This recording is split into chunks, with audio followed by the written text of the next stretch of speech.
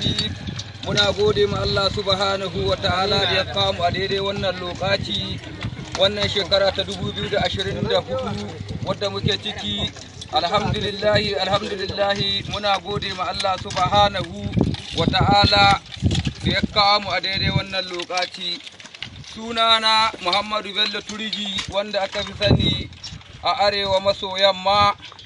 A kwanan nan na joni labari na fita ɗaya bayan ɗaya, wasu mutane sun fitar da sanarwa sun samu talakawa suna ta kashe su ɗaya bayan ɗaya, suna cin dukiyoyinsu, suna cin amanar bisashensu, suna cin amanar bisashensu, suna cin amanar bisashensu, suna cin amanar dabbobinsu, suna cin amanar talakawansu, domin su ce sun je sun kama wani wai shi ana ce mai laftanal kanal ko ɓalere yake. Da wannan bawa Allah muna roƙo ga mai girma Abdurrahman Umar Ciyani, talakawan Nijar ba sa cikin wannan tsari ya bar cutar da su.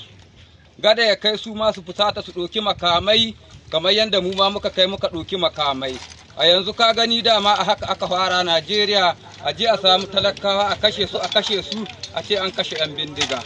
To an ce an kashe ɓalere, an kama ɓalere, wane ne, to ga fa ɓalere gashi bari in fito maku da shi kai da kace ka kama shi ka gani gashi ka duba wanda duk san ɓalere duba shi ne cikin kumandodin na Bello Turji da ake magana an kama waye to yanzu dai wannan abun ya zama dai duk labarin ƙarya ne. Saboda haka mutane ku fahimta, da talakawa da mutanen gari da kowa, talakawa ne ake kamawa a kashe, a zo a daure a ce an kama 'yan ta'adda.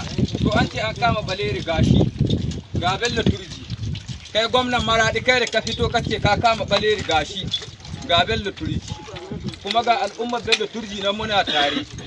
Don Allah ku ji kunya, wannan abun kunya ne kuka yada. Kun zo kun ce wai mutum an kama mutum 66. To mu 'yan bindiga ba mu karewa sun gene halal. Don hakan ga da ku da jami'an gwamnatin Najeriya kuna ta zuwa kuna ta ƙarere kuna kashe talaka. Wannan abun da kuke yi bai yi ba. Muna kiran ku je mu gyara ƙasa tare da ku ba cuta ma talakawa. Kuna cewa kun kashe waye to kowa ba ku kashe ba. Ga ɓalere. A saboda haka muna tunatar da ku saki talakawan nan. In ba ku sake su ba kun ci amanar su. Don haka makiyaya ne, manoma ne, suna biɗa abin da sun kaci. Alhamdulillahi mun gode ma Allah subhanahu wa ta'ala. Sunana Muhammadu Bello Turji a arewa maso yamma.